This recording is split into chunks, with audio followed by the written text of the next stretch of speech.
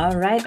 Welcome to another episode of the Modern Couples podcast, Love, Purpose, Growth. And I just had this wonderful conversation with Marting Gross, who is authentic leadership coach. And we will dive deep into the world of how to awaken your own inner leader in private and in business life and why it matters.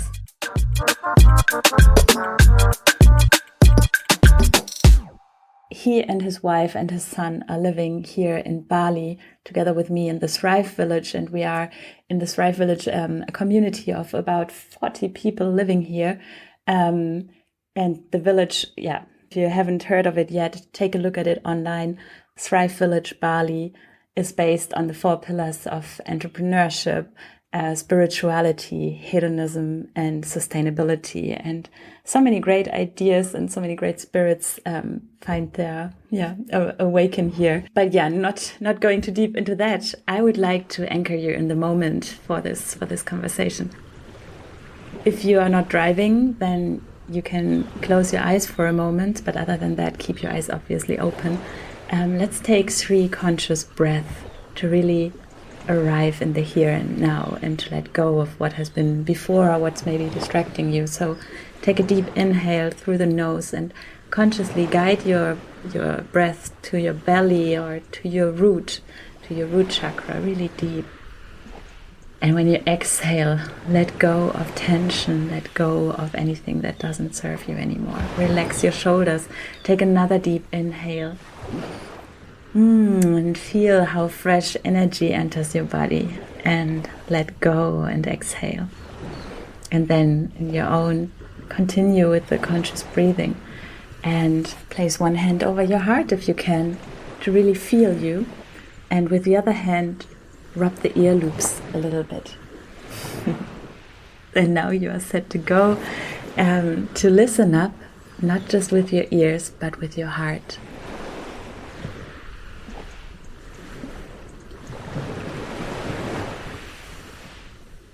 I love this setting for our podcast interview, and you can just picture yourself sitting here next with us, and we will talk about, well, as always, love, purpose, and growth. But as introduced, Martin is leadership coach, and it's all about authentic leadership. So for me, it's really a part where it's about also a new way of guiding, of leading people. And as you know, it's also a little bit my background to work in the agile field and with leadership. So we have quite some similarities in that regard, and I would love to dive into the world of what we see in the leadership and relationship world there as well, maybe as a little excursus. To start off, Martin, welcome to the show. Maybe you can say a few words about yourself, who you are.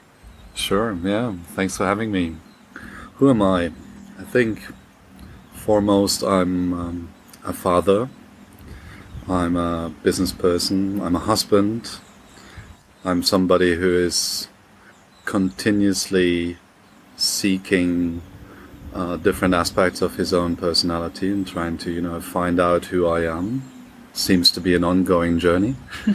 I'm somebody who, loves nature, who lives on Bali currently with you in the Thrive Village. I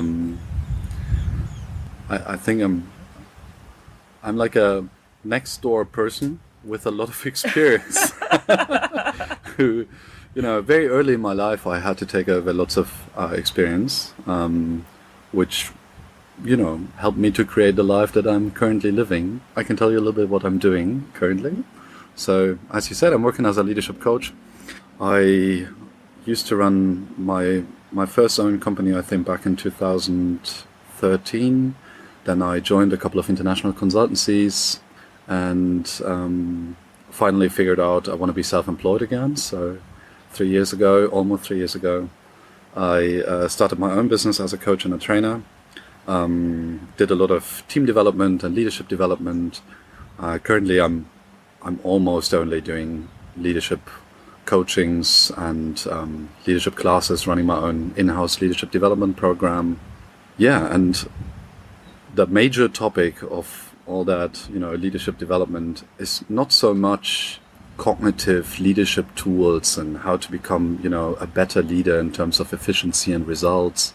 It's more about finding out, who you really are, looking deep inside of you and your personality and getting rid of all the conditioning and all the things that are left from your socialization process, and freeing basically the leader inside of yourself for you to be clearer and be more yourself and be more in your center, and from there bring your present, your gift into the world. I think that pretty much describes on a meta level what I'm doing. Yeah. Mm-hmm.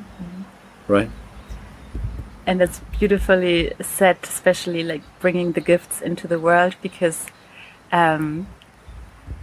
what you learn as a leader or in business, it translates also into the relations outside of the business world. And I mean, from what I've seen you do here, so we have been living here together for 4 months in the Thrive Village, and I'm lucky to see a little bit of what you do and your approach. Yeah, the transformation that happens, it has an impact on all areas of life for you as a leader. And that immediately, I would like to dive deeper into that, because yesterday we already spoke about the patterns or the mindset that we see in organizations. I saw it as well. Like, what kind of relationship mindset or patterns do you see when you work in organizations and with leaders? Especially in the beginning, when you start the coaching process or when you start working with them. Yeah, I mean, with regards to their private relationships, or like the business relationships they have with each other? And maybe it's a little bit of both, because it translates. But okay. So I see that, particularly in business, that many relationships are very superficial. That people try to build up personas, like the achiever persona, the reliable one, I don't know, the 110% giver, and all these different, business personas that people try to be, because they think they have to be a certain way in order to be successful, or in order to be somebody. And that doesn't really help to build like meaningful and deep relationships, because everybody's faking it, right? To a certain extent. They wouldn't necessarily say that. They would probably say, no, this is just, this is how I am, and they are convinced that they really want to be that person. It also stems from the fact that most people don't really know who they are. They believe that they are their conditioning, and this is just how life is for them. And this is okay, right? I'm not judging that. I'm just saying, I think there can be a much deeper level to it once you dare to, look deeply inside of you and, do the work. Because it doesn't come easy and it doesn't come naturally. Right. And what I see, I was talking about that yesterday with somebody. I'm working with a lot of male leaders, right? Because to a certain extent, that is just a systemic thing where we have more male leaders than female leaders, unfortunately, like in many positions. The higher you get, the less female leaders you have still, right? Which sucks, but that is still the case. And so what I see in these masculine male relationships, they're even more superficial than when a female person's involved. It's really about, I say that colloquially, it's like, who has the bigger dick? They wouldn't probably say that, but like lots of the behavior points to that. It's really about, who has done more, who has more experience, who has, the bigger car, the bigger, like all these stereotypical things. But it's all like, I hear slogans like, happy wife, happy life. as if, you gotta please the dragon at home, and this is a cool thing to say to your male colleagues. It's like, how's that a cool thing? Or, I have to talk to my government, and they mean their wife, right? And it's like, what is that? Like, what does that tell me about you, who you want to be by expressing that towards me? And what does that tell me about your relationship at home? Like, are you on eyesight level with your spouse, with your partner, or not? Like, are you just pretending that you are sort of inflating your ego and deflating your spouse's ego, and you think this is a cool thing, and you're just pretending that in order to get my appreciation or my recognition for it? I'm not really sure. Anyways, it's definitely some sort of ego game that people are playing, and this is what I'm seeing a lot, right? A lot of ego game, and a lot of subconscious ego game. Like, people really think this is the world, and this is how you have to behave. And people are not. They're not evil. They're not running around and they want to be, egocentric assholes. It's just how they think this is the best way to get along in life. This is the best way to survive in business. And this just makes me really sad, Yeah. Oh, yes. And it's kind of accepted and normal. I see that as well. I hear that as well. And I feel like it takes a lot of courage to be the one who chooses to show up differently, to speak differently about their private life, their relationship at home, their loved one, to speak and show up, in a way with a new authentic leader energy, or also male energy. And I'm wondering, so from your background, you were, so to say, professionally born and raised in one of those setups. And how did you find, how was your way to grow and develop into the person you are now, going out there, helping these leaders also see their life, their relations from a different way? I mean, you're not focusing on relationships, and still you do a lot of inner work with them that might also translate into absolutely talking differently. But how was your way, and leading to the relation that you are living? How would you say, what are things that you learned from there? Somehow what we see in the outside is also a mirror for us. Like, who do we want to be, and how do we want to be different, or adapt and copy that? So what were things that you learned from the organizational world, and that changed you and made you into the person you are now? I think for the longest part of my life, I was exactly the person that I was just describing.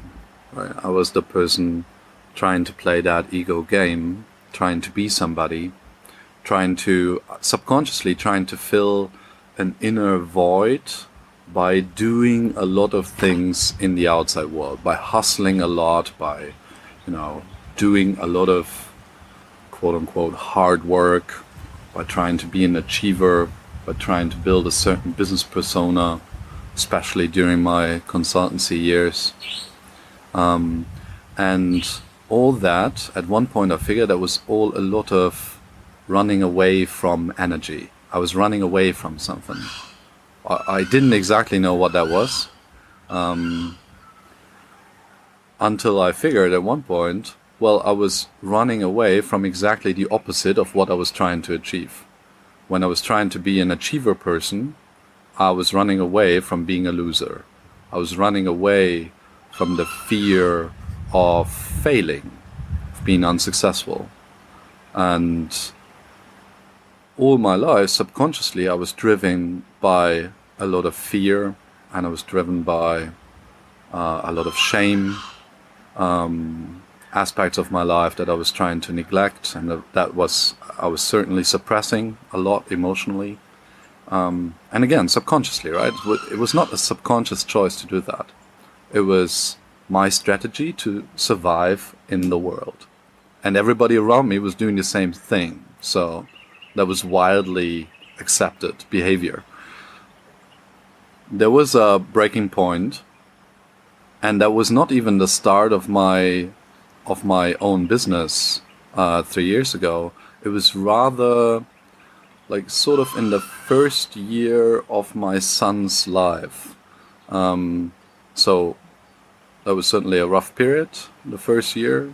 Maybe I can talk about that later a little bit, but there was sort of a turning point where I figured, okay, this is not how things can continue, right? It cannot be that life is generally tough or is difficult, or that I continuously have to juggle all these different responsibilities, and that I have to fight for, time for solitude, or time for myself, basically, or that I'm getting triggered all the time. Not like all the time, but, several times a day, certainly. And that I couldn't really, process things emotionally, especially anger and fear and sadness. And I was always rationalizing everything. I was always trying to, fix things as quickly as possible. And apparently, this entire behavior did not show the results that I intended for them to show. So something needed to change. And that was the first time where I was like, so I'm doing leadership work. Leadership work is like 95% inner work. It's like, how come that has no effect on me? Like something I must be doing wrong, right? Like, what is that? And then I started on like a personal development journey that, sort of happened organically to me, but was a lot of work over the years. Looking into shadow aspects of my personality, really exploring, who I am, doing different, also spiritual practices like meditation, breathwork, etc.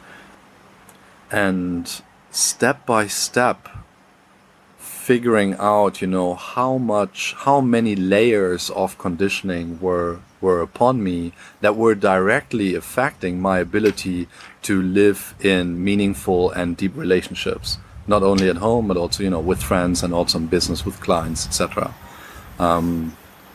Many of the relationships that I was having were really fake up to that point. Mm-hmm. Maybe apart from like 2-3 very good friends, my direct family, but even with my dad, to a certain extent, even with my mom, who I was always having a closer relationship with, and certainly most of the relationship, if not all the relationships I've built up during my consultancy years, they were all fucking fake. Oh, fuck. Like, it was all like, everybody was trying to be somebody. Lots of hurt little children trying to, as I said, try to fill an inner void with a lot of external stuff. And I don't even mean materialistic acquirements, like, things you buy. More like by hustling and trying, achieving things like the next certificate, like the next successful project. It's like, as if on your deathbed, you look back and you're like, wow, it was so great how we rocked that IT project back in 2013. It's like, nobody fucking gives a shit. Sorry for swearing. But You were allowed that to. was, that was something that, dawned on me at one point. Yeah. So, yeah. Not sure if I answered your your question, but yeah. All these fake relationships, yes, there's definitely I can see in many people how at one point when they go this way of, well, for me, coming from the modern couples aspect, when I see a mindset shift, their relationship changes in all areas of life, and very often they need to change something in their professional life and in their private life all of a sudden, because it doesn't feel authentic anymore. And but during that time, I would like to know how, so maybe moving a bit towards the world of your relationship. You are living here with Michelle. I get to see the two of you working together on your business. She supports you in running the business. I see a great sparring partner there. How did she support or hinder? How did the relationship support you on your way? Because I mean, that's also, big personality shift. And how was it for you in the relationship? Was it like easy flowing? Oh, my husband goes to these deep inner work seminars, comes back a different person. Like what happens there at home, working together, raising a child together? How did you make sure, what were some of the learnings during that time for the two of you? Yeah, I mean, I think all of the journey we're walking together. So when I was changing, or when she was changing, I mean, she's also developing and, on her own journey. It's always to the better of our relationship, because ultimately we have a better, for example, emotional capacity, better nervous system regulation, getting triggered less and less. We have more empathy for ourselves and for each other. We forgive quickly, and we don't take things too seriously. We understand each other's patterns much better, and in order to understand each other's patterns, obviously you got to understand your own first. So, yeah. So I think throughout the years, also our relationship became a lot more authentic and a lot more real, because also we stopped pretending to be somebody in front of each other, and we can tell each other, when I'm getting triggered, I can immediately say, oh, there's something happening inside of me, I'm getting triggered right now. And then Michelle knows, okay, I have to hold the space right now. And if I cannot hold the space, we need to find a solution for the situation now, instead of, running blindly into some sort of unconscious conflict and then starting to fight about, little things. And then this gets escalated, and then everybody's having a bad day, and you're not actually, doing the things that you want to do and living the life that you want to live. So yeah, it was, I think there were certain moments where we even had conversations about, okay, if you're going down that path and maybe I'm going down a different one, like, how is that going to be compatible? And like, how are we going to, stay together? But that was only... Which path was that? Like, you were going... That was like me embarking on, very spiritual things and understanding, okay, the outside world is more a reflection of my inner world rather than the opposite. And that was an early stage of her development where she was like, I don't fully believe that. I think something like that. But that's like 7-8 years ago. But yeah, I think I was challenging the concept of reality and, what actually makes reality, and what is a meaningful life, and is there any meaning to the things that we are doing? And I was challenging all these concepts that I was taking for granted. I was taking for granted until then, and that obviously changed my worldview and also the way that I was talking about things and how I was engaging in conflict and so on, and in the relationship in general.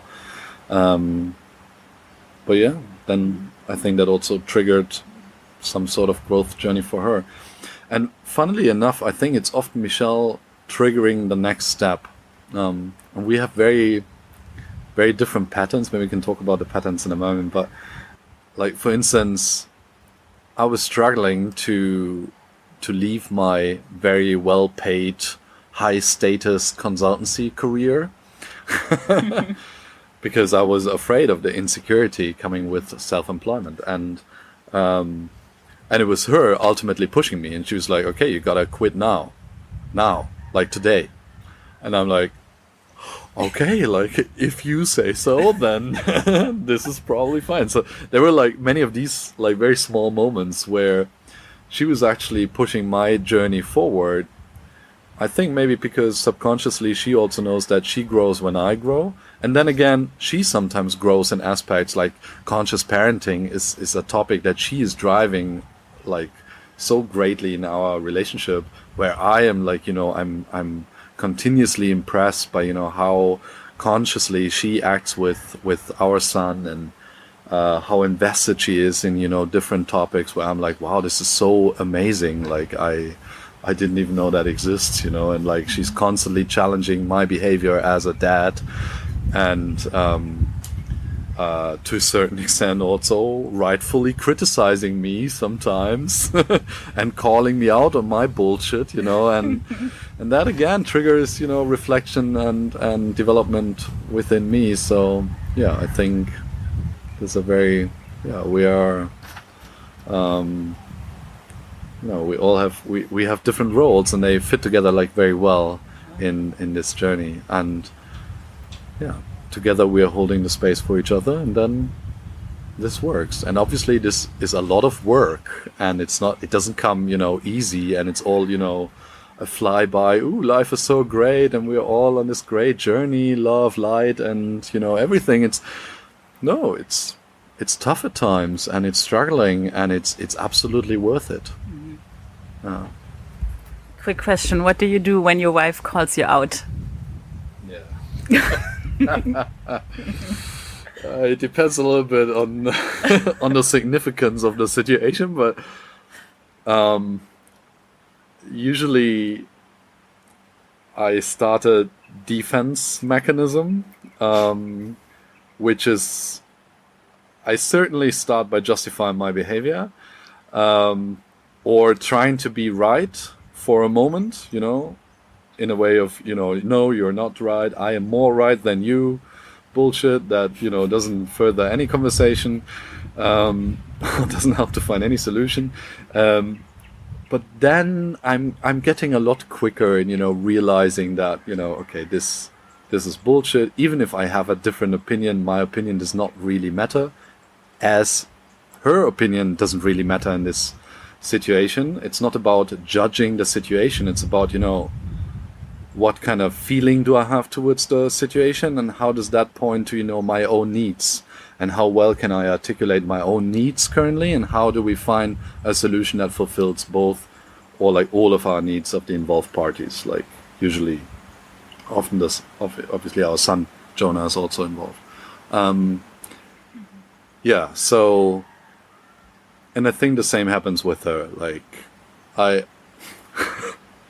when I think about it, it's not that often that I'm calling out her bullshit, because I think she's just not bullshitting so often as I'm doing it, but fair enough. But there are different patterns, obviously, where I have a different role. Like, for instance, she seeks a lot more control and security than I do, and I'm more like, freedom and trust, and it's gonna be fine, I'm not sure how often I said it's gonna be fine in our relationship, probably a million times, where she's like, no, I need security, and like, and I need, financial planning, and I'm like, it's gonna be cool, like, there's like thousands of clients, even if I can't see, too far into the future, everything is gonna be great. And where I'm helping her to, loosen up and get out of her mind and stop overthinking things, and just, be in the moment, where she's a lot often more in the future. And again, this helps me to, plan more ahead and be more structured and so on. So I think that fits together very well. I'm reading a book at the moment about the masculine in relationships, and there's a big part on leadership in relationships, and I saw that in that story in there. What do you think?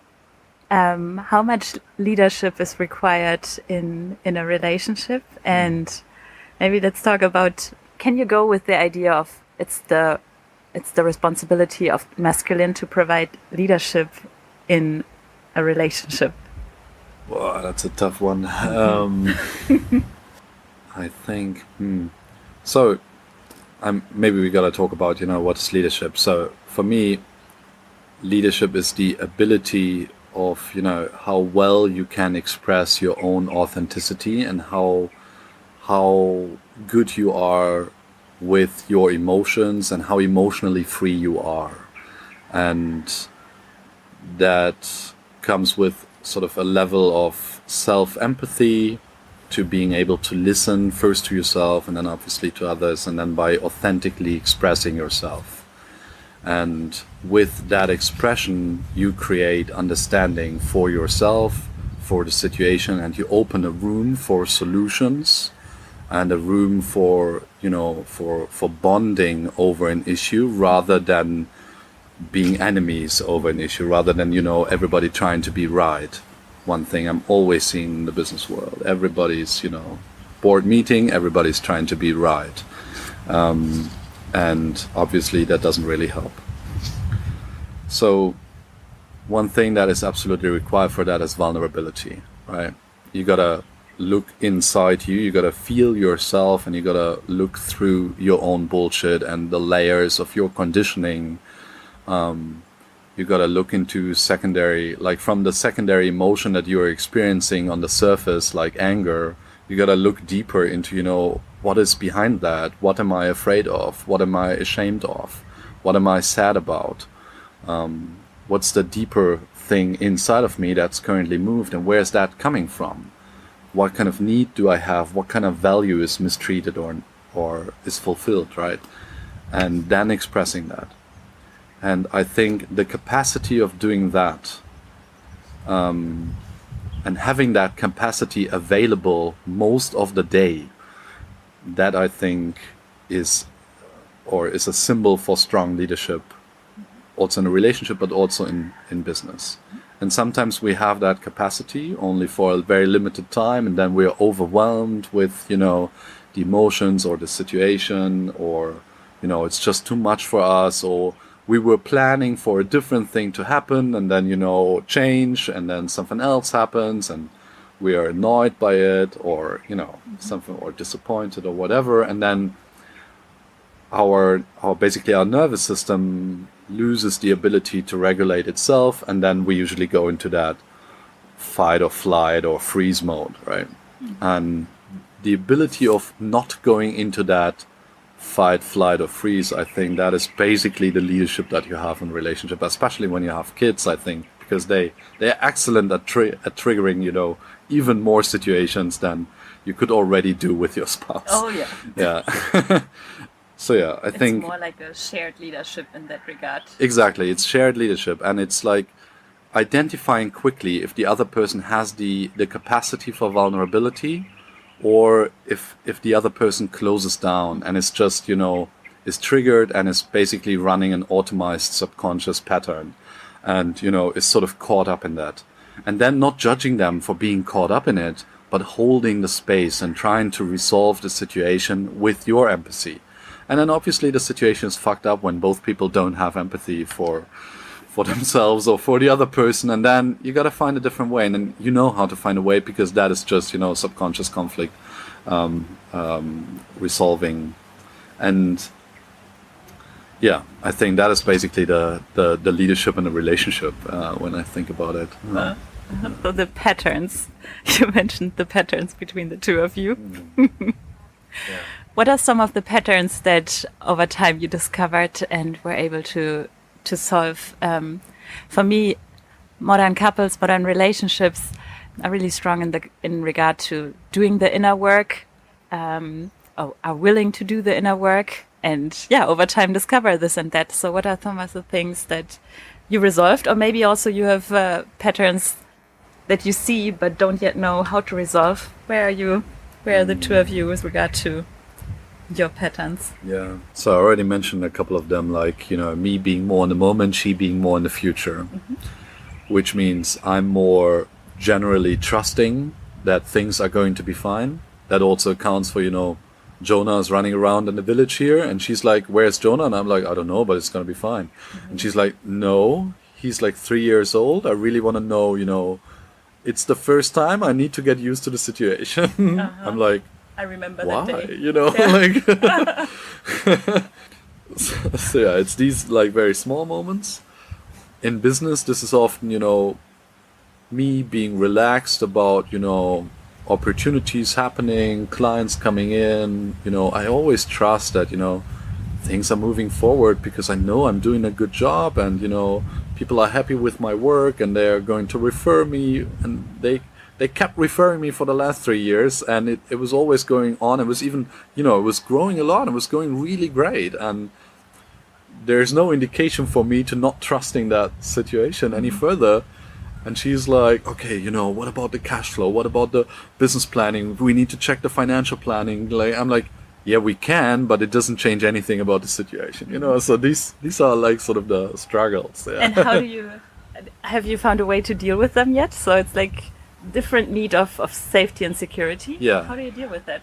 Yeah, we give each other the space for it. So we accept that this, like, in the good moments, not all the time, but mostly we accept that this is an aspect of the other person's personality, and that is an essential need for the other person that needs to be fulfilled. So we respect that, instead of, fighting about that. Oh, yeah. And we also know that, fulfilling that need of freedom for me is difficult for the other person to, hold that and to allow that to happen. Because it does not fulfill the need for security in that moment, right? Or my need for adventure, like, which Michelle, I think, does not have, right? She's just like, I can stay in the same place. If it's great, I'm just staying there. It's like, I'm like, no, I need to see different things and stuff. So basically we allow each other for that to happen. And like financial planning, she's like, okay, I need financial planning for security. And I'm like, okay, so then let's do that for the next hour or so. And then I'm more chilled with it, I'm more relaxed. I know this is going to trigger me, and I know I can have a lot of thoughts about the situation and a lot of judgments, and I can, like, in every second sentence I could potentially say, no, this is going to be fine, chill. And she can do the same thing, just reverse, and it doesn't help. So we just allow for the things to happen. We hold the space for the other person. We give comfort to each other, and then this moment is fine, and we say thank you to each other that this was allowed to happen, and we hug and we kiss, and it's fine, and then we move on. And yeah, but it took us a while to get there. And it's also not that this is happening every time, sometimes it's just, just the wrong timing, just the wrong day, something like this happens, or which means emotional capacity is already low, and then something like that kicks in, and then this is going to be difficult. But then we find a solution, as we always find, Other patterns, I have that thing where I start dreaming big, and where I start to visualize things that I want to happen. Like, at one point in my life, there was this big ass house, or that was living in a different country. Hey, now we're living in a different country. And that was like, me starting my business. I'm like, yeah, this is going to be a 6-figure business within 5 months. And she's like, yeah, let's see. She's more like on that playing small side, not because she likes to play small. It's more like because she wants to avoid to get disappointed if things do not turn out the way they turn out. And this is just a different way of looking at life, I'm looking at life in a way, everything is grand and everything is possibility, and, everything is possible if I just put my mind to it, and I start working for it. But I got to dream it first. And she's like, if I plan properly, things are going to turn out exactly the way I want them to turn out. And this can be a great plan with, big goals, but it's basically dependent on, the planning and the doing, and not so much the dreaming and visualizing of it. But then also to a certain extent, and this again fits together very well, because you cannot do just either, or you gotta, combine it well. So this is why one aspect why we became a very great team, also professionally. So I think, there are many more like smaller patterns, but yeah. It's a beautiful partnership example, where really you get to learn to live with the differences of one another, and instead of changing the other, embracing the differences, and seeing what you get there, an opportunity to grow, an opportunity to make sure somebody else covers that part. And I got to see here in this time the journey you went in this Thrive village, and how Michelle was there to encourage you, and what you already mentioned, like really hold the space. I think that's something I admired most, seeing the two of you thriving here in the Thrive village, how well she knows you, being on your side in your personal development, can hold the space, can step back, and then when you were ready to talk about those dreams and visions, she was immediately there to visualize it and be there. And meanwhile, there was space and at the same time humor about it. Like the humor is something really important, I think, in the relationship there. What would you say? Where are you on your journey of finding your purpose? Every time I'm committing on a purpose, I think this is it now. And it seems to be continuously evolving for the better. So I expect things to, even evolve more in the future. But from the current phase of my life, just quite recently, after a couple of coachings that I've had, that I took, I had a lot of puzzle pieces falling in place from the last recent years. And then I figured at one point, if I want to, find my purpose or commit to a purpose, that purpose doesn't hide somewhere out there. It's not like you gotta, travel the world to find your purpose, or you gotta find it somewhere in something that you can do or bring to the world. It's always hidden in your own story, And that's what I mean with, the puzzle pieces falling in place, was like different pieces in my own journey that I didn't connect the dots yet. And a couple of months back, like my leadership coaching, or my business basically also evolved into that idea. It's not about teaching people to be a great leader in the outside. And I was not, necessarily only doing that, but it's much more about helping people to, look deeply into their inside and sort of awaken the leader within them, instead of, applying another tool and another technique and another, being so much in your mind and all these cognitive tools that I was using and models and so on. Like, they're all great and they all have their place, but they all build on sand if you didn't do the inner work yet, and you're not, authentic and secure with yourself. I feel very safe on, this is what I'm going to do for the next couple of years, because this just makes absolutely sense to me. It's like, the more authentic and vulnerable people, and I'm not saying leaders on purpose, even if I'm almost only working with business leaders, but ultimately they're just human beings, and the same thing accounts for every human being. The more human beings we have that, did inner work, that, know who they are, and they stripped away the conditioning that they received from their parents and their environment when they grew up and their business life so far. And the more real they become, the more they will be able to have the impact on the world that they want to have, and that, feels fulfilling to them, and that would really make a difference, instead of, trying to pretend to be a successful business person and, waiting for your paycheck every month. And I'm exaggerating now, right? Saying, yeah, my job is cool, it's fun, it's great, but, are you really on fire?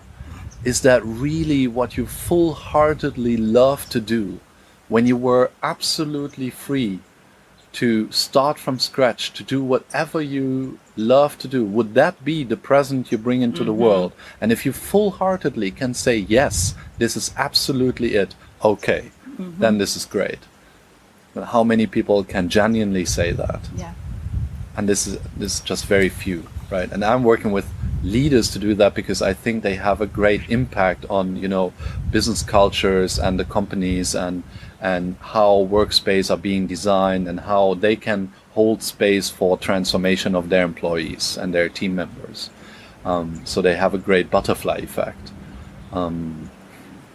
Right. So, and currently that for me also describes a collective transformation that we as human beings need to make in order to, catch up with the technology and technological development that we have seen in the recent decades, and where our societal and human development is sort of lacking behind and is not developing as quickly as technological development is advancing. Mm-hmm. And we see all the struggles and all the burnouts and illnesses and so on in our society, and we think this is just it, when in fact this is a direct reflection of how we are inside, and not that our inside is victim to all our circumstances and all the situations that we find ourselves in, and sort of shifting that paradigm within people and helping them to come back into their power and helping to find their authenticity, and from there going out in life and creating something that is extraordinary, rather than I'm just living an average life. That is just, this is where, my calling is, and where I feel, my inner flame is like burning a lot. Yeah. Oh, yes. So, yeah. Yes. You got me there. It's why we do have a little bit a different target group. It's exactly also like that spark that I see in entrepreneurial couples that go out there to live their thriving life privately, as well as a leader with their own startup or business. And from there, I feel that we can see change in the world. Like the more people find their purpose or fill the inner vacuum and stop running around like after titles and all this, not knowing what they really want to do in life. Because I feel that once you do connect to a purpose, do connect to a vision, and maybe it changes in 3 years, but once you go for that, it's very likely not harming the world. It's very likely like with a deeper meaning coming from the inside out, and it's leading to more sustainable ways of living in all areas, like making better choices, having deeper relationships. Coming to an end, I would like to know, so from your experience, what are some of the advice and tips that you can give to modern couples, so couples that are also craving to build a thriving life, be it professionally and privately? What are some of the tips and advice that you have found over the year about how to create your dream life design? Yeah, excellent question. I think first things first, you gotta get your own shit in order. You gotta get on top of your own shit, right? And even if you think there is no shit, there's a lot of shit.